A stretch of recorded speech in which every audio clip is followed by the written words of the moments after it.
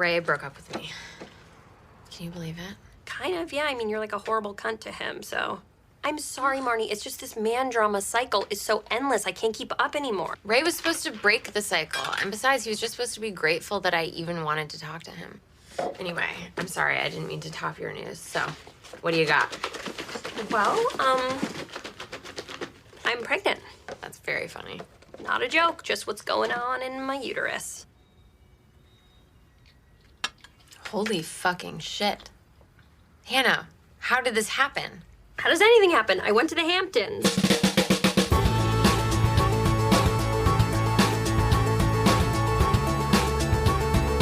Hello, everybody. Welcome to another episode of Boys Watching Girls. We are just two boys watching HBO's Girls. We are your hosts. I'm Joe Welke. I'm Vance.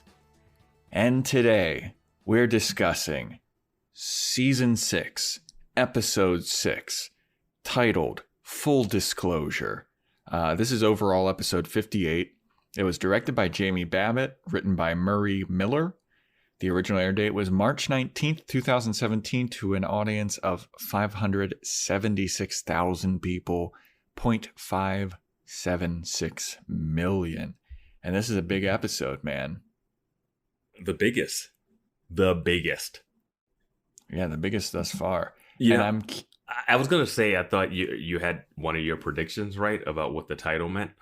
And then the end of the episode really just pulled the rug out from underneath it. You know? Yeah, absolutely. I was like, oh, that's what it was. I thought that I was right. Mm-hmm. And then I wasn't. But I was kind of right. Yeah. I was almost right. Yeah, almost right is good enough in the Boys Watching Girls book. For the Boys Watching Girls better.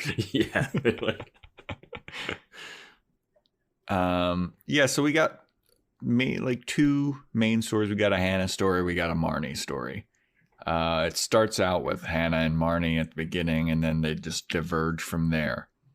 Shall we do the opening scene and then Marnie's story? Yeah, let's do that. And I gotta say, I really love this opening scene. Oh yeah, me too. Mm-hmm. I thought it was great. Yeah. This episode is really good. Mm-hmm. I'm a fan of it. They've been kicking ass recently. Yeah. It's been alright. This season's been pretty good. There's no forced blowjobs on people. There's yet. Yeah. All right. So the episode starts out with Hannah and Marnie having a salad together. They're meeting for the first time in a while, and Marnie is like, all right, I know that you only called me over here because you got some big news to tell, but let me just tell you something about what's going on in my world. And I don't want to step on your big news or anything, but I want to just disclose this first. Ray broke up with me. Can you believe that? And Hannah goes, I can absolutely believe that. You're a huge fucking cunt to him. Which was like, yes. Like, that is the only... Like, how could she even say, can you believe that, when she went to Poughkeepsie on that cheating weekend with... Yeah. Yeah, I wrote down, I got the quote wrong. It's like, yeah, you're a horrible cunt to him. Yeah. And then Marnie's basically like, well, yeah, but like he should just be happy to have me around because I'm hot and he's Ray. Just like, yeah, there's gonna like, and that is when I paused it, and it was 42 seconds into the episode, and that is when I decided there's no writing this ship. There's no writing this Marnie ship. No. Marnie's forever the worst. Like, we don't even have to. You don't have to listen to the last episode to see who's going to be the bottom of the girl ranking. Like, it's already Marnie. Like, she said he should be grateful I wanted to talk to him. Yeah, about Ray. I'm just like, wow, man, wow. When I heard that, I was just like, you know what, you're done. Get in the basement. Just the lack of awareness, the lack of just any kind of being a decent human being. Just so awful. And it's to a detriment to the point of, like, I can't even feel bad about anything bad that happens to her. Like, at all. Yeah. Yeah, and as this episode kept going along and bad stuff's happening to Marnie, but I'm just like, good. Yeah. It's like, I don't care. I really don't care. Like, how am I supposed to feel about this? I guess I'm embarrassed for everybody involved, but I don't care that it's happening to you because it couldn't happen to a worse person. Like, you're right. 42 seconds into the episode. No, dude, I swear to God, I paused it and I made note of like 42 seconds in. I was like, oh, it's done. It's over. Like, I'm already done with Marnie for this whole episode. I've had my fill. Yeah. But so then Marnie's like, oh, well, sorry to step on your big news. I didn't mean to do that. Didn't mean to make it about myself, which of course you did. What's your big news, Hannah? And then Hannah's like, oh, it's nothing. I'm just pregnant. And Marnie's like, no, you're fucking not. And Hannah's like, yes, I am. I'm 2 months pregnant. And then Marnie has kind of a fit about like, oh my God, what are you going to do? And then Hannah's like, I think I'm going to keep it. She's like, that's so stupid. That's the biggest mistake. And then Hannah's like, I knew you were going to try and be controlling about this. I didn't want to tell you. And then there's like a lull. And then Marnie's like, you know what? Never mind. I'm on board with this. I think it's a good idea. It's like, where did that come from? I'm trying to figure out remember the beats of it because she doesn't want it to happen. And then she's like, I guess you do kind of have things figured out enough more than like most. Yeah, it was something like you've got your life together more than most people our age. Well, I know it was a great moment where Hannah's like, you wanting me to do this makes me want to do it less. Yeah. The fact that Marnie's on board makes her question her decision. Which is not a bad, barometer to use. Like if Marnie thinks it's a good idea, then you probably shouldn't do it. Well, Marnie's opinion of the whole thing like shifts dramatically in the space of like 10 seconds. I can't remember if there was some moment that actually made her change her mind. I think Hannah said something and then it kind of did it, but I can't remember what it is exactly. Yeah. And then, so after Marnie's like, okay, you know what? This might be a good idea. All right, this is good for you. She's like, so what about the father? Who's the father? And then Hannah's like, oh, don't even worry about it. Like, he's some ski instructor. He's got a girlfriend. I'm not going to tell him. He's not going to be in the baby's life. And then Marnie's like, I'm back to thinking that this is a real shitty idea. And then Hannah gets up and she's like, I knew you were going to try to control this baby thing or whatever, or control my body, when she walked away. And I think Marnie's making some interesting points. But before we even get to those, it was crazy how Marnie was already controlling it before she agreed for it. Like she was just really coming down hard on Hannah. Yeah, because she's like, you're not going to tell the father. You have to tell the father. He has a right to know. And then Hannah's like, oh, well, I mean, it's my body. It's like my baby. He doesn't need to know. And he probably would be a terrible father. And, why would I tell him? And it would like ruin his life. And I want the baby. I don't want him in the baby's life. And then Marnie's just not on board. Yeah, there's so many like good lines in this scene. Like the way the back and forth goes, it's kind of like funny and bantery and like really well crafted like dialogue here. I wish I had written more down, but I was kind of paying attention to it. I don't have the full quotes. There's some really good lines here that you guys will have to watch the episode to fit. Yeah, I mean, you guys can watch the episode. Yeah, we're not recapping anything else. Yeah. No, but it's like it's a really good back and forth between them. And they both are making points at least that aren't like easily just dismissible. You can see both sides of why a person's like saying it. But then when Hannah storms off into the bathroom, Marnie's like, oh, is this the pregnancy hormones making you all emotional? And Hannah's like, no! Just good stuff. It was just a good opening. I thought the dinner, when they first started, I thought she was having everybody over. And that's why I was surprised when they first got into the news. I was like, wait, isn't like Shoshanna or somebody else going to show up? And spoiler alert, there is no Shoshanna or Ray in this episode. Nope. Yeah. The two most likable characters, MIA. Well, I just, it's one of those things where I guess Shoshanna is not a part of this. Like, she's just not a part of the girls. No. Yeah. And was she ever? Yeah, that is, I don't know if she was always around. And it wasn't, Like she wasn't around because Jessa was around sometimes. Sometimes she was just around. And I wasn't. It's interesting because a show about women in their 20s trying to figure out life. Shoshanna was replaced by Ray, a man in his mid-30s. Like, Ray is so much more a girl than Shoshanna is at this point. He's taken over the screen time, that's for sure. Yeah, man. But yeah.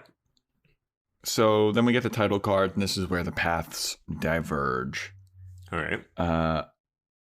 So we're going to go with Marnie first. And Marnie and Desi it looks like they're doing a sound check for a show that they're supposed to be doing. And looks like a sizable venue, too. I know. Yeah. Like, there's a lot of people. And like, this comes up later on in the episode. Mm-hmm. I don't know the scale of their success at all. Yeah, it doesn't make any sense. Like, the thing that they're doing at the end of this episode makes no sense if you actually are a part of what we just saw in that scene. Yeah. Yeah, they're playing in this big-ass venue, like a huge stage. Desi's like slumped over. He looks all fucked up. Mm-hmm. And Marnie's like all prim and proper and just like, all right, Desi, let's do sound check. Come on. I'm thinking we should go with this song. And then this song and then this song. And then Desi's just like, I can't fucking do this. Yeah. His shirt's all dirty.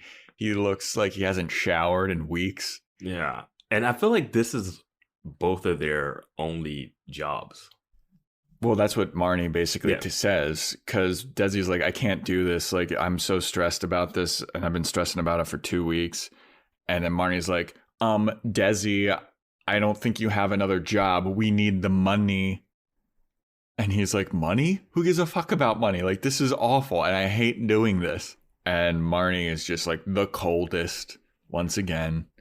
Yeah. She's like, well, you better fucking suck it up because we got this show and then we got the show for my mom's friend. And then Desi's like, I'm not doing that fucking show. Yeah. She's like, you better. He was like, what's tomorrow? And she's like, the show for my mom. And he's like, in Jersey. And he's like, I don't want to go to Jersey for this show. Like, which it's not that big of a deal. They've gone to other cities. Like, I don't know. Yeah. I don't know why Jersey's that crazy. But I don't know why, if they're doing this venue, why they would be doing their brand of music in the next venue. And it's so weird. With the cast of characters that are in that next venue. Yes. Their shit would flop, I feel. It's like, I just got to talk about it because we're there. Like, yeah. Like, well, I don't want to go into full details, but they do a show, kind of. And it's like a Jersey nightclub, like with a DJ, like people are trying to dance. Yeah, and it's like a bunch of moms, and they're all dressed like rocker chicks and stuff. Everyone's out trying to, like, it's a bunch of like cougars and MILFs and like everyone in like their satin bright shirts, and like it looks like the place where a DJ is going to be bumping music. It's going to be too loud. You're going to be dancing, drinking expensive drinks, and trying to hook up. I don't know why everyone would want to stop and listen to duets. Yeah, from this, Marnie and Desi's like folk shit. Yeah, it does not fit the venue at all. Yeah, everybody at that venue is dressed like they're at like a hair metal concert. Yeah. Like Marnie's mom is wearing like who's the lady that sings that song? I need a hero. I'm old enough for a hero. Why am I drawing a blank on that? Yeah. I wanted to say Cyndi Lauper, but I don't. I mean, like that's the kind of aesthetic. Kind of vibe they have, yeah, and it's just like, this is not gonna fit. Yeah, it's not gonna fit at all. I don't understand why Marnie's even dressed like that, knowing the music they do. I know. So we're just gonna skip this whole first scene now. We'll get to the. Okay, with this first scene, I do want to bring up that Desi walks away and makes a suicide reference because I want to bring it up every time they do this. Yeah, because I really thought at the end they were gonna pay off one of these. At the end. Oh yeah, I thought so too. I thought they were paying it off. Yeah. So Desi does, after he and Marnie get into kind of a kerfuffle about doing the show in Jersey, he's like, I'm going to take 5. Maybe I'll be back in a bit or not. Maybe I'll kill myself. And then closes the door. And then Marnie's just looking like, ugh, Desi, which is like a total manipulative move. Manipulative, ugh, by Desi. And yeah, and then that's basically that scene. And apparently they did that show. Yeah, I don't know. I guess they did that show that night. I guess he came back and they performed. I don't know, man. I have no idea. Yeah.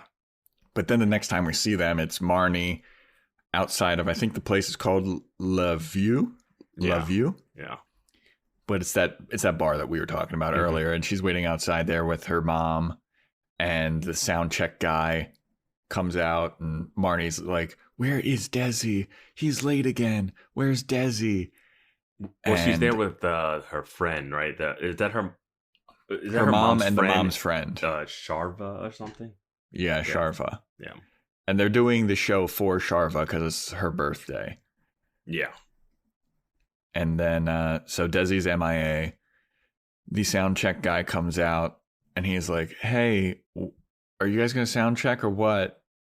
And she's like, "Yeah, I'm just waiting for my partner to show up. He's running late." And then the sound guy says something like, "Well, I have to leave in 5 minutes to pick my girlfriend up from the hospital." And then Marnie goes, "Can't she just get an Uber?" Oh, my Marnie. God. Marnie in this scene is even worse too. Like, I mean, as this scene goes on, but I also don't understand what this guy's deal is, because it seems like he's DJing later. So I don't know if he had to leave, pick her up, and then come back. I don't know what's going on music-wise in these venues. Yeah, I have no idea. I have no clue. They're playing. And Marnie, they're playing arenas and the back room of nightclubs. Yeah, like the back of a bowling alley. But yeah, like we said earlier, Marnie's dressed up like a rocker chick, like Bonnie Raitt or something. Bonnie Raitt, that's a person, right? Bonnie Raitt's a person. I'm not familiar with her. I'm not familiar with. Hold on, I need to go on a Google. Need to go on a Google search, because now I need to know what Bonnie Raitt looks like, and if Bonnie Raitt is an actual person. Bonnie Raitt is an actual person. You did not just okay. Make she is a real person, and it does look like she would dress like that. Okay, I wasn't wrong. All right. Live fact checking, guys. Live fact checking. Yeah, she looks kind of like a rocker chick. I think this is just not the person that I'm thinking of. But anyway, she's got leather jackets on in some of these Google pics. Yeah, if you want to think of it, it's like if you ever seen Howard the Duck in that scene that the mom from Back to the Future is in, and they are in a band, and there's so many references we could pull up. Yeah, and we're just gonna pull up obscure ones. Yeah. Anyway, So yeah, they're all rocked out. And then speaking of rocked out, Desi shows up on his motorcycle. Finally, he's an hour late. The mom's talking to a friend about hooking up with some guy, maybe the sound guy. I don't know. Yeah, they trying to hook up with the sound guy, the DJ. Yeah. I think he's a DJ. I don't know what. Yeah. So then Desi shows up and he takes off his helmet, and he is obviously fucked up. And Marnie's like, "Why are you late?" And he's just like mumbling. He's just like, she's like, Desi, if you want to keep being a musician, you're going to have to show up places on time. And he's like, "I'm not a musician. I'm just acting like I'm a musician. And before that, I was acting like I was a actor. And before that, I was just acting like I was a big game photographer." He's like, "My whole life I've just been acting. I don't even know who I am anymore." And Marnie's like, "TikTok, bitch, I don't care." I would love to see his big game career. I want to see that big absolutely. game photography. We need to get a prequel, Desi's big game. Yeah. And yeah, I thought what he was saying was really interesting because I could feel that, he's pretending to be all these things and doesn't know who he is and whatnot, but he's also fucked up. Yeah. Like, he's so fucked up that I didn't understand how he managed to make it there on a motorcycle. Like, yes. Like, he can Dude, barely stand when he gets off the bike. Yeah, as soon as he parks the motorcycle, he's like slumped over it and just like cross-eyed, and you can see it in his face. Like the makeup people did a really good job on this. Yeah. Because he looks way fucked up. And Marnie, being the worst person ever, is like, what's wrong with you? What's wrong with you? And then the mom comes out and she's like, he's high as fuck. Like, yeah, she, obvious.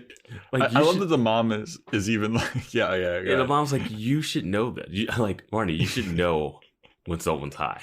Like, after all this time. Like, one, you know what his problem is. Two, just in general, being around the people that she's been around, she should know a little bit of people being high or something. Yes, dude. Like, I didn't understand where Marnie's confusion was. I thought it was very obvious. This dude's fucked up. The real question is, what is he fucked up on? Like, did he go back to Oxy? Is he on meth or heroin or something? Like, that is the question at this point. It's not a question of, is he high? He is. But Marnie's like, what's wrong with you? You're acting weird. And then she goes on to become even worse. At this point, where the mom is like, I can't believe you married this douchebag. And then she goes, oh, I married him because of you and the way you raised me. And she's like, and the mom's like, what? She's like, you made a man seem like the only thing that was worthwhile. And like, this is why you pushed me towards marrying him. And then she started blaming Desi and her for her life being the way it was. And that she would not be a good grandmother or a good godmother. Yeah, for Hannah's baby. Yeah. It was. Dude. As soon as she started just blaming everyone around her, I was like, oh my God, dude. Like, will it ever end? Like, it's just one horror show after another. Just take some personal accountability, Like, it's interesting in an episode where we see Hannah completely taken accountability towards her actions, to see that Marnie has just not even come close. Yeah. Like, she's like, I'm on the wrong side of my 20s and I'm all fucked up and I'm not going to be a good godmother and I'm going to be a bad wife. And like, you all made me this way. It's like, jeez. Like, if you knew this, like, you can know this thing, but it's your problem to deal with now. Like, it has been brought up, your daddy issues, a long time ago. Like, you can't go back on them. And they do something later in this episode that kind of rehashes something too. Yeah. Well, it's also like, what happened to her online therapy or whatever that she was going to that we kept hearing about? Was that just her sneaking out to go see Desi? Oh, I didn't think she was going to do therapy at all. Desi told her she needed to get therapy after she left and cheated on him with Charlie. Yeah, because I thought that she kept bringing up that she was going to some online therapist or something. No, she needs to sit in a room. She needs to sit in a room with someone. Yeah. Yeah. So next thing we see, so Desi's just like sitting on the side of the road at this point, and he's obviously not in any place to perform. Next thing that we see is they're on the inside at the party. And Marnie's talking to her mom and Sharvaz. What's her name again? Sharva. Yeah. Sharva. And Marnie is just kind of trying to cancel the gig. Like, the mom and the Sharva are like, oh yeah, it's going to be so great. We can't wait to hear your sound. And Marnie's like, yeah, maybe next time. Obviously we can't do it tonight. And then the mom is like, what? Are you serious? And Marnie's like, I mean, you saw Desi. There's no way I can fucking do this. I can't do it without him. He plays the guitar and like he's the other half of the band. And the mom pulls her aside And she's like, you're fucking doing this show. I convinced Sharva to book you instead of JC Chazes, who is a member of NSYNC. And she's like, you need to do it. She's like, Mom, I can't. I don't know, Desi knows all the songs. And then the mom is like, I know all the songs. I've memorized your lyrics. I can play the chords. Let's do it together. And I mean, this is the end of season 4, though, when Ray talks her into performing because Desi can't do it. And I was like, why are we rehashing this? Like, there's so many things. One, why does Sharva want them to perform? Because when they go up, it doesn't seem like they are like, they seem disappointed that the other music stopped. So it didn't seem like they had to perform that night. Like, it feels like the mom is like forcing her to for no reason at all. Like, Sharva is not even like, no, you have to perform because my friends came to hear this band that no one likes or knows of. Like, you know what I mean? Like, if you know of Marnie's band, you would know that there's 2 people. Like, well, also Sharva mentions that she was in a ska band that opened for the Fugees. Yeah. Which, that's a horrible mix of genres. I mean, there's weird stuff. Like, I've seen Wu-Tang open for certain, what was the band name? I'm drawing a blank. If I remember, I'll bring it up. But like, bands will open sometimes not on the same like genre of music, But I didn't understand that scene just for the fact that what did it do? What did it mean for Marnie? Because she was like, I don't know, this sucks that music is my only like income. And then Sharva's like, oh yeah, I toured for the Fugees, that was rough and blah blah blah when we got left somewhere.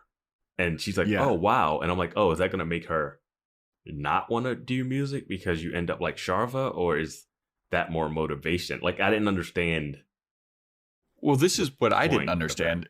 Is Sharva mentions that she opened for the Fugees, and Marnie's like, oh my God, well, you got further along in your career than I ever did. But like a couple episodes ago, they were opening for the Lumineers. Yeah.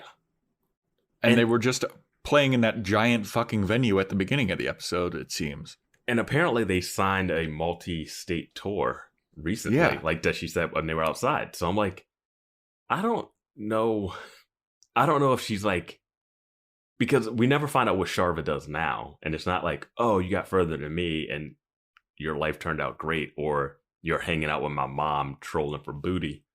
Like, I don't know. Yeah. Like, I don't know what. The popularity of Desi and Marnie's band is the new Shoshanna's apartment. Where like we just don't know where anything is and who's successful, like what's happening, the scale of their, because fucking at the end of the last season, right? Fucking women had fan sites dedicated to Desi, and they're all like sucking his dick and stuff. They hadn't even started the tour yet, and he had groupies. Yeah, like what happened? I don't know. And I know one thing that probably doesn't fly when you're a band of 2 people is when you perform and someone's mom replaces the male in the band, which happens here. Yeah. So Marnie's mom is like, I'll play all the parts. So the next time we see them all together, everyone's having a good time. The DJ's playing like this, party rock fucking music. Then it's kind of like record scratch. Marnie and her mom are up on the stage, and Marnie's mom's like, hello, everybody. We're the Michaels sisters. Oh, I mean, so cringeworthy. So cringe. Yeah. And Marnie's sitting there like, oh my God, this is so embarrassing. And she's looking over at Desi, who's just like stumbling around this party. And she's looking at him like, see what you fucking did? And he's like, this is going to be great. Yeah. Like, Desi's walk away at the end of this was my favorite. But yeah, Sharva's in the middle of the dance floor and then the music stops. She's like, what's going on? And then once the band starts, they're like, wait, who are these people? Like, if Desi was there, I think the reaction would still be the same. Like, well, it looks like Sharva immediately like bails as soon as they start playing. I'm like, what? Yeah. Like, I mean, and it is awful. I mean, it is. Yeah. It harkens back to when Marnie sang at Charlie's office, that cover of that Kanye song. Yeah. I feel like that. I don't know. That was worse to me. That one was worse, but this was just. That one was more cringeworthy, but this one was more like, it was bad, dude. Yeah. Like the mom was like over singing, like singing over Marnie. Well, she was ad-libbing at the end. Well, yeah, she starts scatting. Yeah, I was like, wait, was this our whole plan to like what? Why is this happening? Yeah. And I guess we're just like seeing Marnie's mom's insecurities and like trying to live vicariously through her or something. Well, see, here's my thing. Like, if we cared about Marnie and her music and her relationship with Desi, this would be a low point, and I'd feel really bad for her and be like, oh, this sucks that she has to like put up with. Because we didn't like Desi for the longest time, you know. Oh, yeah, and I still don't really like it. But yeah, we never thought like, oh. We never get the chance to feel bad for Marnie, because I don't feel bad for Marnie here, like, because she's done horrible things up to this point. Yeah, I mean, she sucks. She's been a terrible person through the whole episode. Yeah, and then we're supposed to be like, oh, poor Marnie. She has to sing with her mom, or like, I don't care. Yeah, I just don't know how to like. I don't know what I'm supposed to be feeling at this point. Besides, also, like, cringe. Also, you know how to play your own songs. We saw it 2 seasons ago. Yeah, that when they had that speech, like, you could do this by yourself. I'm like, no, that really meant a lot when Ray was telling her that, and her dream was to make music, and then she actually sang a great song in a appropriate venue. Yeah, and then we see Desi just like drift away. Well, everyone starts to walk away from the dance floor. Like, the mom is going off. Marnie's like, just stop singing. Everyone on the dance floor is walking away from, like, leaving the dance floor, I guess. They're just leaving. They're getting away from this music.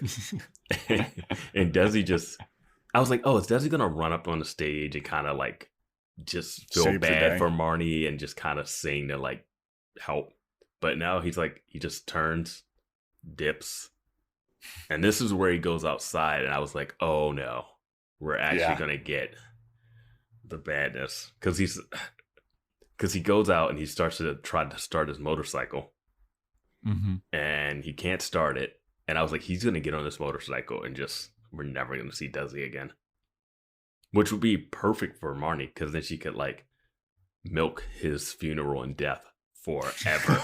I swear, she would milk the shit out of it. She would be like, oh yeah, I can't. My husband died. That's when she started calling him the husband again. My husband died, and my bandmate and partner died, and like, I don't know if I could. Like, she would completely pull that. Yeah, absolutely. But yeah, I thought he was going to get on that bike and something bad was going to happen.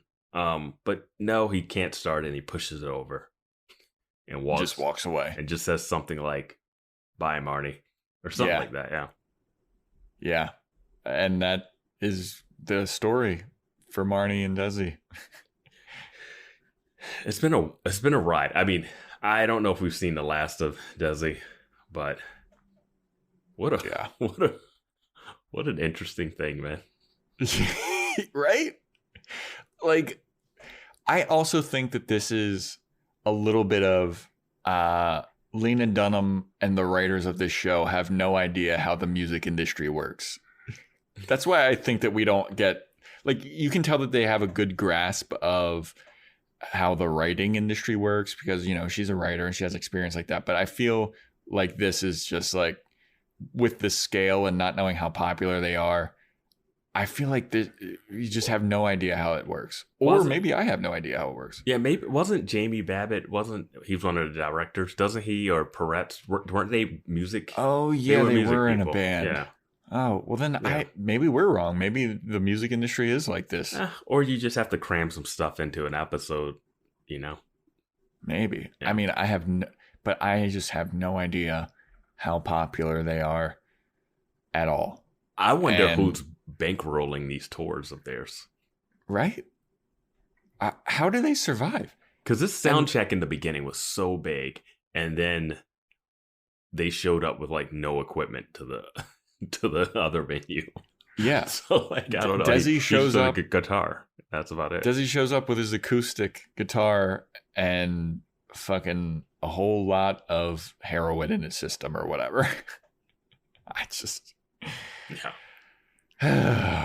So yeah, that wraps up Desi and Marnie. Unless do you have anything else to add on there? I got nothing. All right, good. Thank God. We've talked too much about them, but it's so baffling. Yeah, it's so wild. So after the salad scene, after the title card, Hannah's story kind of continues with she's getting dressed to do an interview with somebody for Esquire. So it seems like she's just like a freelance interviewer, mercenary person. It's so weird that it seems like she's doing the exact same job she was doing for GQ. Yeah. You know, like she's still getting hired to go out and write articles for people. Like the way this season, this was the season that started with her getting her story published, right? Like, yeah, in the New York Times so it was in the New York. Yeah, and then she goes to the Hamptons for Slag Mag or whatever. Yeah. So, the opening scene had a great line about the Hamptons. She's like, "Yeah, I don't know. How did you get pregnant?" She's like, "I went to the Hamptons." How does anything happen? I went to the Hamptons. Yeah. We'll stumble across those opening scene lines as we go. We'll get them. Don't you worry, everybody. We'll rewatch this episode, live stream it. Yeah. Don't make that promise. People ask for it. So like, when she had that, it was like this big montage, and it's like, oh, she's back to writing. She loves it. She's doing what she wants to do. And now it's just like she's just a journalist, I guess. Now, like she's doing a lot of interviews. It seems, even though that's not really her thing. Except for she did that with Lapone in the Patty Lapone. So I don't know. Well, because the Patty Lapone interview was supposed to be like a, advertorial about bone density or something. Yeah, it was branded content, but it was still like meet a person, talk to them about some stuff. Yeah. Yeah. So as she's getting dressed, Elijah comes in a dress shirt and his tighty whities, and they're tighty whities this time. I know, just pure tighty whities. Going back to the classics. Well, he went from tighty blackies to tighty blueies and out to tighty whities. So he's transitioning into a more... Yeah. He's becoming more angelic as the season goes on. Yeah. So he comes in and he invites her to some kind of taco hot dog party. He's just trying to make small talk with her. And if you don't remember, last episode is the one where he called her she's going to be a terrible mother and it's a huge mistake. And he's basically worried that Hannah having a baby is going to ruin their friendship and ruin the thing that they've got going on. So that's where we are with Elijah. And he's just trying to, make small talk because he misses Hannah or whatever. He still wants to be friends and he feels bad. And Hannah's not really having any of it. And he eventually apologizes for saying that she'll be a terrible mother. And he does confess, like, I'm just worried that having a baby is going to, ruin what we have going on. And I really like when we don't have anything going on because that's like when we thrive in our friendship. Yeah. And that's the self-awareness I'm talking about. That like Elijah has and like Hannah has, like, I thought this scene did a good job of, okay, they had a big blow up, but this blow up isn't like a season long arc thing. It was like instant reaction. Elijah blew up. He realized he was wrong. They talked it out, and they're not back on like level footing again. Because I mean, the scene goes on, but yeah. Yeah, because he apologized and explains himself about like, I'm just worried that it'll fuck up our friendship. And Hannah's like, hey, it really hurt me when you said that. And it doesn't have to ruin our friendship. It's just like, things are going to change. And he's like, yeah, I know. I'm sorry. And then they hug it out. And he starts talking about our baby. And she's like, our baby, I like that. And then they love each other. Yeah. And it's cute. There's some great lines in this one where he's like, yeah, I'm not going to pay for anything, though. Yeah. And when he's like, well, I shouldn't have said you're going to be a bad mother. I'm not saying you'll be the best, like, but you're not going to be. And she's like, yeah, I know I'm not going to be the best. I'm not trying to win an award. Yeah. And I also, when he's like, I'm just worried that I'm going to be a bad influence. And she's like, I'm going to be a bad influence. Like, we're going to be bad influences. Yeah. And he's like, yeah, we need to make her the right amount of slutty.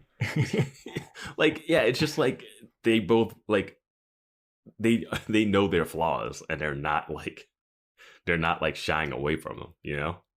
Yeah, I feel like they understand each other pretty well. And they seem to understand themselves too, you know? Like Elijah knows he probably shouldn't be the only person like influencing a kid, and Hannah knows she's gonna make some huge mistakes being a mother. Like knowing that is half the battle, you know? Because I feel they also make sorry. I feel like Marnie would just feel like she could, like, to go back to Marnie, I feel like she would be like, I'm gonna be a perfect mom. And even when we saw Jessa with the kid, she's like, I'm fine with this. And that, like, you don't know anything you're doing. You know what I mean? Yeah. Well, Elijah also makes the point of like, our parents were fucked up and we turned out okay. And like, we're going to be so much better than our parents. Like, or like we'll be at least as good. Yeah. And this baby will turn out okay. So I like that they patched that up. Yeah. Yeah. So after they hug it out for a little bit, Hannah gets a phone call from Adam. And she's like, oh my God, Adam keeps calling me. So she finally picks up and she's like, hello. He's like, did you watch it yet? And she's like, no, I'm a little busy with stuff. I don't want to watch your movie. So this movie's completed. Mm-hmm. And we get more information. Yeah. We do. We do get a little bit more information. So she goes down the stairs. She's like, I don't want to watch your movie. I don't have time. I'm doing stuff. Goes outside of her apartment building. And Adam is standing outside waiting for her. And she's like, great, now you're stalking me. And he's like, no, I love that they reference the meta. I love that they reference the meta of like, oh, that's so 3 years ago. Yeah. Yeah.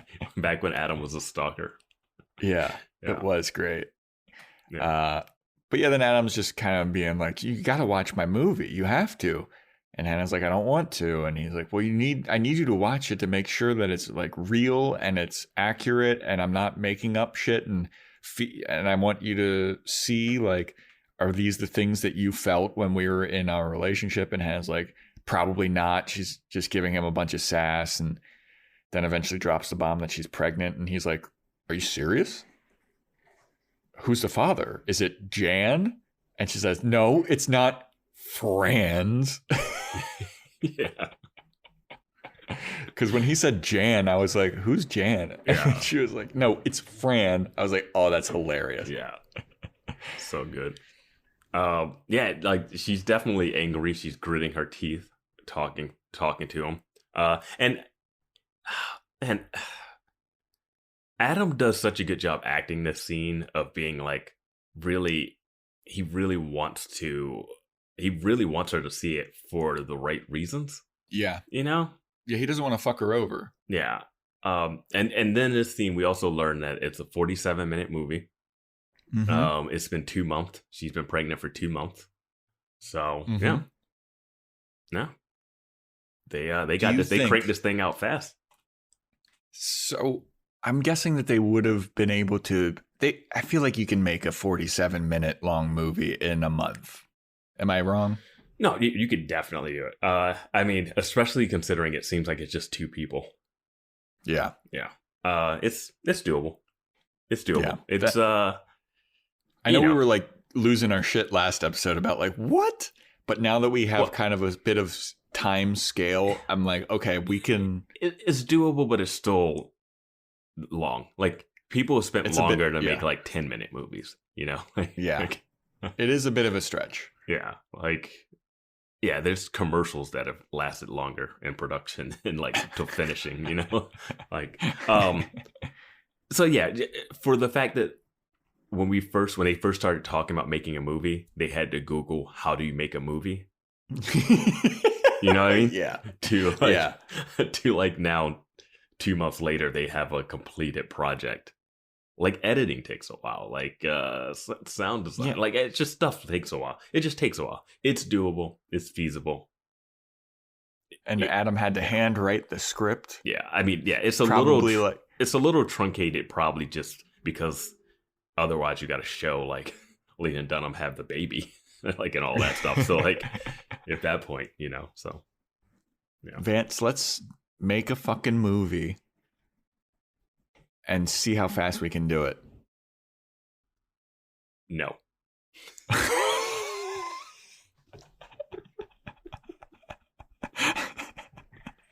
Alrighty then, that will not be our post-podcast project, everyone. that is the least like fun goal that I can think of. Let's do a shot-for-shot remake of the entire series of Girls, starring only us. Oh no. No. Because I don't want to play Lena. I don't want to be Lena or Adam in that scene. Who's going to be eating whose ass? I'm not going to be eating. Oh my god! I guess I'm going to be Marnie so I can not be nude. That's it. Oh my god! Yeah. I mean, there's those 24-hour film competitions, where you just make one in a weekend and stuff like that. Yeah, I've seen those before. Yeah, it's doable. I mean, it's fun. You can do it, and it can be pretty. If you know what you're doing and you have like the right equipment, you can make a pretty decent something. I'm just saying, if you're Googling how do you make a movie, it's usually not a good sign. Yeah. So anyway, they got to the point where Hannah's saying that she's pregnant to Adam. And then, that kind of wraps that one up. Hannah runs away awkwardly. I still don't know if that's how she really runs or if that's just for comedic purposes. I feel like this one might be because she was in like a skirt and heels and stuff. I'm going to say it's like a 50-50. Yeah. So the next scene with Hannah is her and her dad and her dad's partner, what's his name again? Tad and Keith. It's Tad and Keith. Keith, that's what it is. Yeah. So she's discussing the whole situation, the pregnancy situation with her dad and Keith, and the debate about whether or not the father deserves to know that he has a kid comes up yet again. Mm-hmm. Hannah's basically like, well, I've already made the decision. I'm not going to tell the father. And Keith is basically the one that's pushing well, he should absolutely know. I was about to be a sperm donor, and I would want to know, like, my kid's out there and, what's going on with it. And then Tad is kind of like pushing back on Keith to be like, well, that's completely different. Like, you went into a thing knowing that you're going to be a sperm donor and knowing that this is for the purpose of having a child. Hannah just had sex with a guy that's a water ski instructor. Like, this was, I guess for lack of a better term, a mistake. No, but not really. I don't know. Yeah, I mean, it's like, no, it's not. They weren't planning to have intended. A baby, and now, yeah. And then Keith is basically like, well, how do you know he's not going to be a good father? And like, how do you know that you're not going to want him in the baby's life? And Hannah's like, well, he's a ski instructor in like Aruba. I don't think that being a father is really going to be in his game plan. And Keith's point is that that you don't know that he doesn't want to have a kid. Like she's just kind of going like, oh, he doesn't want to have a kid. Oh, he works. His days off are Tuesdays and Sundays or something or something weird. Tuesdays and Thursdays. And Thursdays. It's like, well, like the same thing could have been said for you, like just 2 months ago, like, But I did like the way they approached I did like the way they approached the way everyone was viewing it, because Keith's view came from, which I thought was interesting, when he said, "Oh, I was a sperm donor and I would want to know." I was like, dude, if you just randomly donate it, like, I'm sorry, you don't. But he's like, "Oh, I was donating to a lesbian couple that wanted to have a kid," and I was like, "Oh, okay, Yeah, that's a little more different. That's a little more valid than if you just like random sperm bank and was like hunting down kids." Yeah. That's what I thought at first too. I was, because like, I like looked into doing sperm donation, and people were saying like, that's weird, like that's crazy. You could just have kids out there. I'm like, yeah, but people want to have kids and can't have kids. Like, who gives a fuck? Yeah, I mean, I've had someone ask me for that. I don't know how serious they were when they asked me, but I don't know. Like, so that point, it made sense to me. And then Ted's point was kind of valid, of like him relating it to him coming out and like, make your decision for yourself kind of thing, and like, don't do something that you're gonna have to regret like later. I still feel like,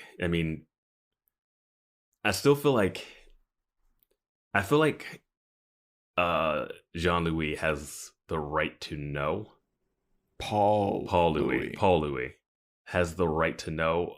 Just like, I get like, it's Hannah's body, her baby, but it's no way that Paul Louis gets her pregnant. She wants him involved in his life, and he says, "No, it's your body, your baby." You know what I mean? Like, it doesn't go the opposite way. Like, you know what I mean?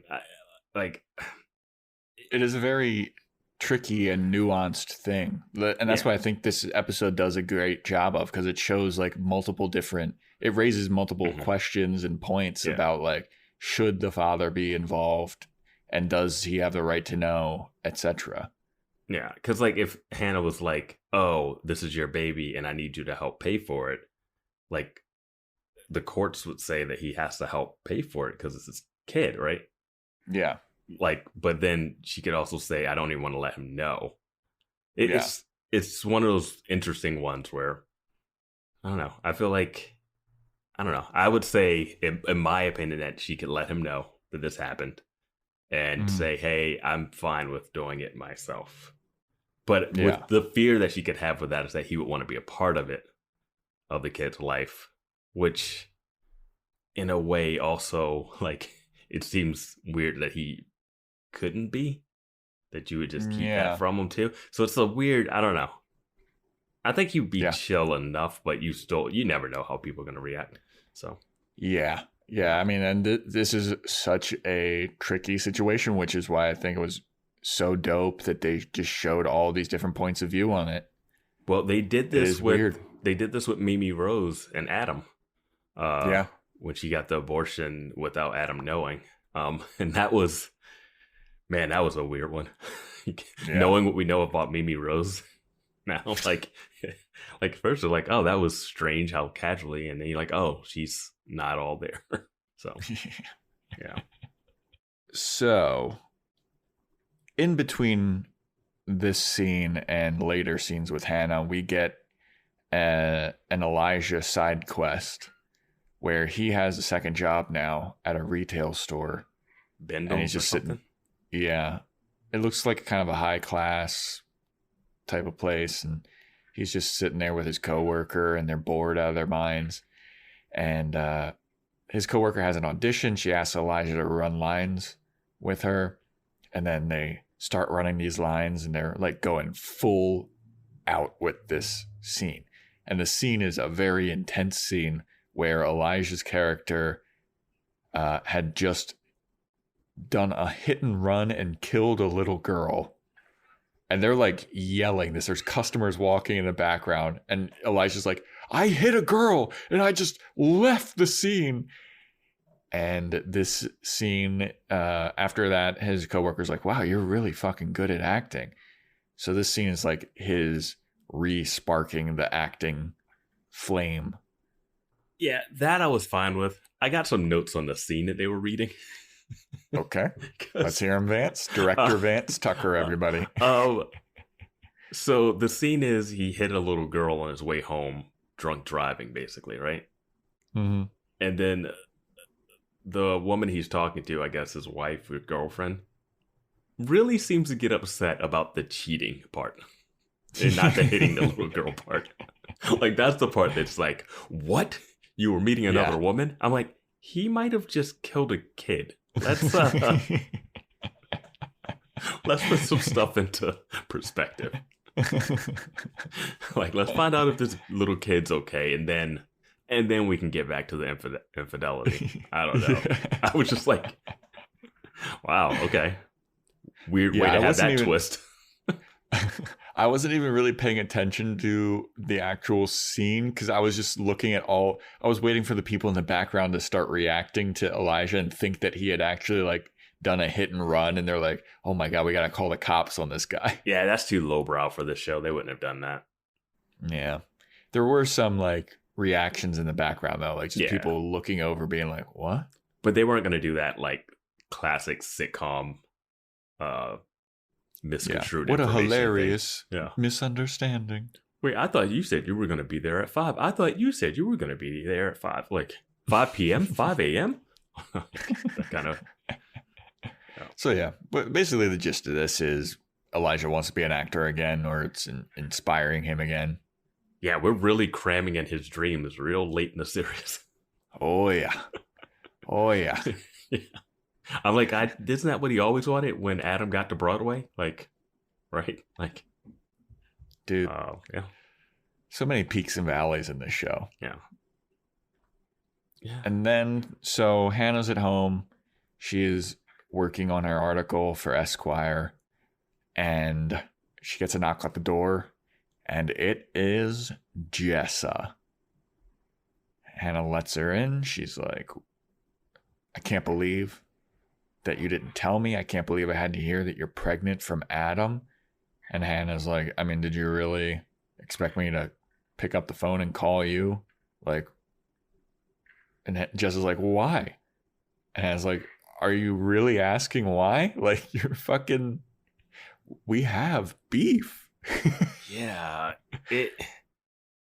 It's so weird because they don't talk. And then the scene that we saw them talk was like, hey, we want to ask, can we make a movie about you? Yeah. We waited in your hallway to ask you that on your way home.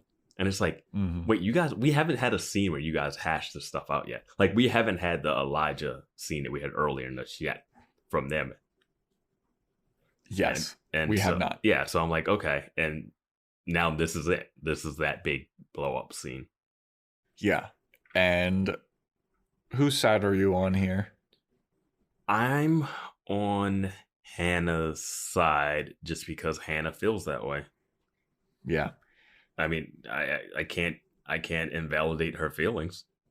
Yeah. I mean, Hannah's basically like, I don't really like you, and I don't know if we were ever friends because you've always been kind of an asshole. And then Jess is like, you can't just erase our friendship. We spent so many times together, or you can't just erase the past. And Hannah's like, yeah, I don't care. I just don't want to be, I don't want you in my life anymore. See ya. Goodbye. I don't need to tell you anything. Like, I haven't had like friend breakups really that I can really think of that is like a clear cut, like, this person is not my friend anymore. But there's people that I haven't talked to in years or a long time that I'm not friends with, but also like the past happened.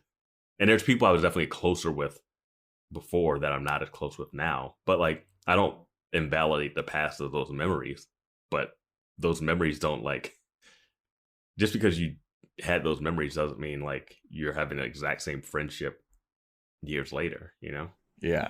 Well, let me tell you, Vance, I've had clear-cut friendship breakups. I was 100% sure you did. Like, I had no doubt. I've had clear-cut ending of friendships with people. And yeah, I mean, just because we had good times at one point doesn't mean that I have to be your friend. Like you also, I'm sure, like the people that you've kind of just like fallen out of touch with, it's not like they fucked you over or like started banging your ex-girlfriend or something. Yeah, no, like it's just like, oh, I'm just like, oh yeah, I haven't seen that person in years, or we don't talk like we used to, or like we move. Like, yeah, I don't have those. I haven't had like a friend blow up where like, and we're done. So, I'm a likable chap. So, I think that everybody has those like just fall out of touch with people. Yeah. Well, I just didn't like her argument that like we had history, so that we have to stand, because the thought that popped in my head was like when she's like, you can't just get rid of someone out of your life. And I was like, didn't you have a friend who faked her death to get away from you, Jessa? Yeah. Like that person had a kid and a family too. And they faked their death to get away from you, Jessa. Like, yeah, people like what Hannah's doing is light work. This is light.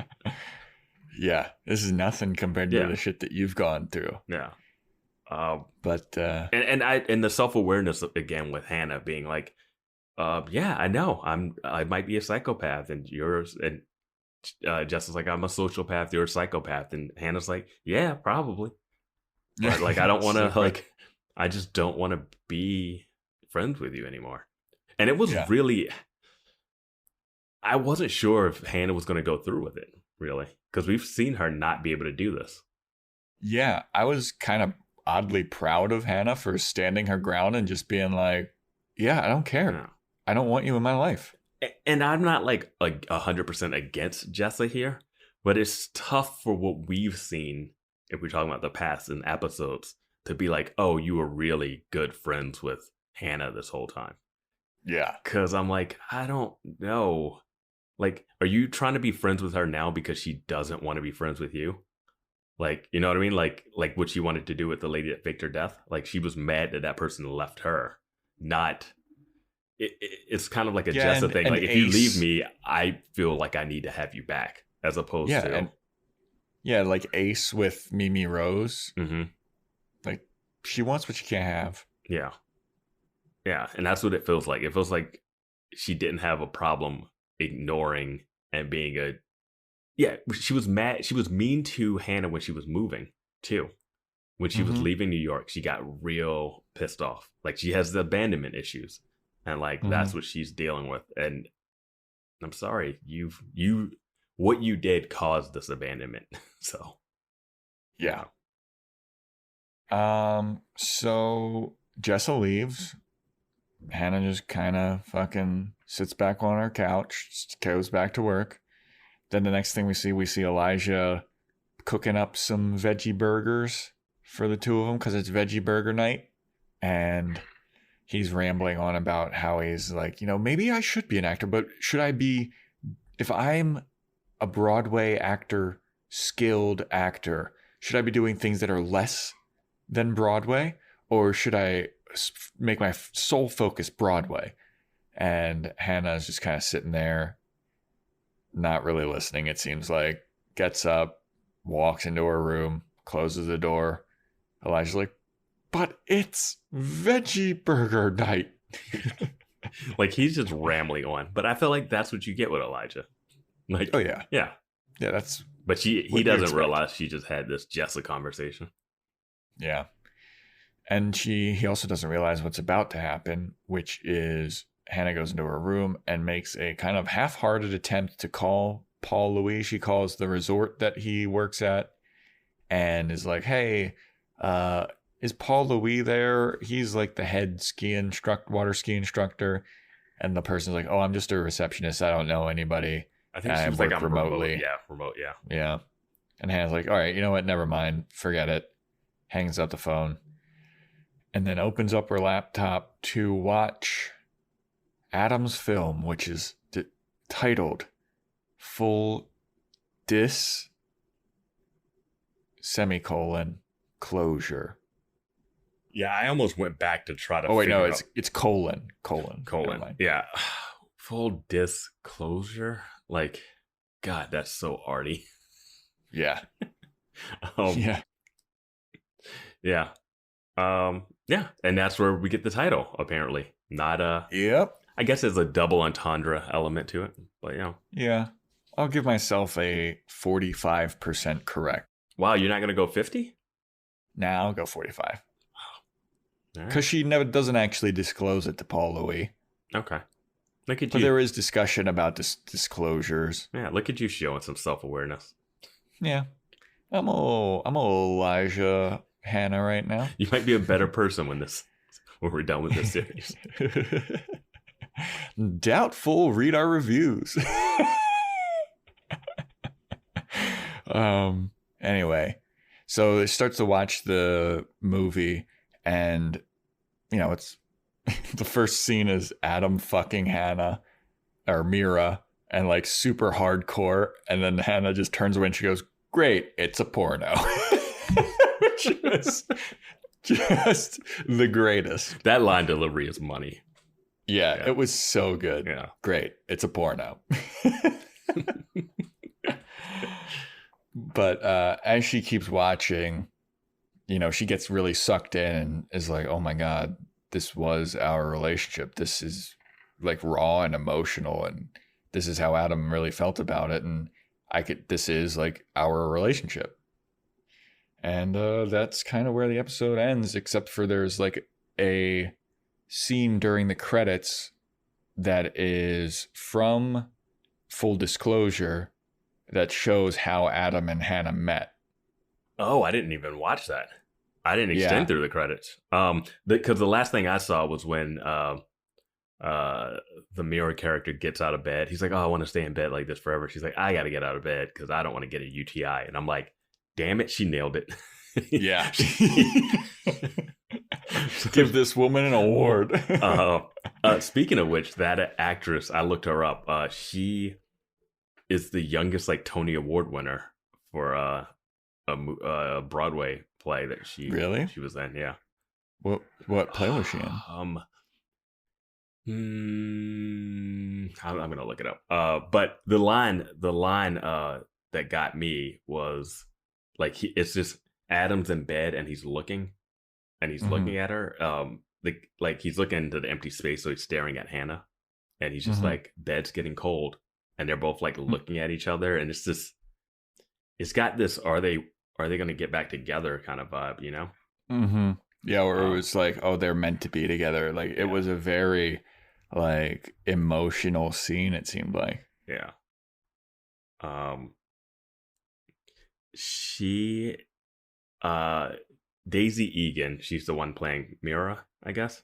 And she became the youngest recipient to receive the Tony Award for her performance in The Secret Garden with Mandy Patinkin. Okay. All right. Yeah. Fun fact. I was in a high school production of The Secret Garden, but I quit the week before because I had a lacrosse playoff game the same days or a tournament the same days that the play was happening, and the director was not pleased. And you played professional lacrosse for 2 years and you never acted again? Is that how the story ends? Or is it the other way around? I did actually go on to act in a couple of things and get paid. So. I know, but that lacrosse didn't pay out. Well, that was also like a really small role in the play. You know what they say? There's no small roles. Oh wow! All right. There's no small roles, only small actors. You pulled an Adam. You pulled an Adam. I did. Yes, I did. Yes, I did. You quit a production, put everybody in a bad spot. Yeah, I absolutely did. So the scene that you missed during the credits is how Adam and Hannah met, and it's Hannah's in. It looks like a bodega or maybe like a candy store or something, and Adam's working behind the counter, and Hannah takes an almond out of. You know how like in candy stores they have that thing where you like have a scoop and you can put it in a bag and weigh it. It's like that, but she lifts it, takes an almond out, and then eats it. And then Adam catches her and he's like, "Are you fucking serious? What are you doing? Like, you can't just do that." And Hannah's like, "Well, I'm sorry, it's not that big of a deal." And then he hops out from behind the counter and he goes on some kind of rant about sugar and like refined sugar and natural sugar. It's all the same bullshit. something like that. And then he goes to write his number on her hand, and he like stabs her hand, and she's like, ow. And he's like, good. And she's like, what do you mean good? And he goes, because if it hurts, you'll remember it. And then that's the scene that you missed. Yeah, I'll check that out. Has there been other scenes during the credits? Not that I can recall. Because Right. usually I'm still writing something down during the credits. Yeah. And so they kind of play, and then it'll just go automatically to the next episode after like 3 or 4 seconds. Yeah. But this time it didn't do that. So I was like, oh, something must be happening. I'm always running late to the podcast. So as soon as it ends, I'm like scrambling to get set up. Or like doing something else. So I'm like always cramming the show. And I'm like, and that's the last scene. Click. Yeah. So yeah, write in if we've missed a post-credit thing. Yeah. And that is this episode. Do you have any final thoughts for this episode? Full disclosure, Vance? Do you think they're getting back together to end this series? I don't know. I was trying to think, like, do you think this series is going to end with her having the baby? I don't think they're going to do that time leap. Yeah? Because if they were going to do that time leap, what do we got? 4 episodes left? They could, but like, you could have done a jump to like maybe 4 months here or 3 months. I don't think she's having the baby this season. I'm going to say, I'll come out. I've been wrong before. I don't think she's having a baby this season. Here's what I think is going to happen. I think that they're not going to get back together, Adam and Hannah. I don't think that she can forgive the stuff that's been going on between them. I think it's just going to be like an everybody goes their separate ways, and it's bittersweet type of deal. Okay. I got to say I'm rooting for her not to get back with Adam, just because that was such a... It was the big point of last season's finales that she was able to move on. Mm-hmm. Which I was like, oh yeah, she says she's moved on. She definitely should have moved on after hearing him screaming cunt and bitch and everything outside of the door, before she did her mouth thing. And then this episode, he's like, I know you're not over it yet. And I'm like, I think she kind of was, even though her acting in that scene shows she wasn't. Like, the end of last season, she was over it. I feel like she's over it. She was just annoyed with Adam that he's there and like disturbing her peace, and she's also pregnant, and she's got a whole bunch of other new shit to worry about. And Adam's like, you're not over it. She's like, go fuck yourself, dude. I'm over it. Yeah, but her gritting her teeth wasn't an over it type of vibe. I don't think she's ever fully over it, but I mean, I mean, it's been a long time. It's been a long time since they weren't dating. Yeah. I just feel like this series is going to end on a bummer note for everybody. I can see that. But that is full disclosure. The next episode is titled The Bounce. I got a little bit of a kind of preview of it because I saw the screen. You know how on Amazon they have like the first screen, and it's Elijah. Looks like he's doing the splits or something. Oh, so maybe he's like he's going back into Broadway full time. Mm-hmm. Yeah. Maybe he's that's got the that best booty bounce. That's the best I could think about it, unless Adam is playing basketball with Ray. Yeah, I don't know. Oh yeah, remember Ray was in that fucking basketball league for that one episode? He was playing basketball outside at like Tompkins or something. Yeah. What the fuck, dude? So much stuff has happened in this that just never got followed up on. Well, you don't need to follow up on him playing basketball. Where is Caroline? Where is the baby?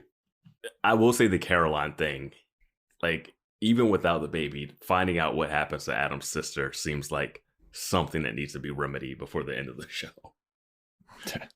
Good luck. I don't think it's happening.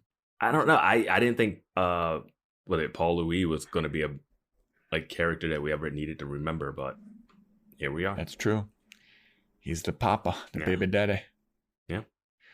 All right. Well, thanks for listening, everybody. Check back with us next time for when we discuss The Bounce. See ya.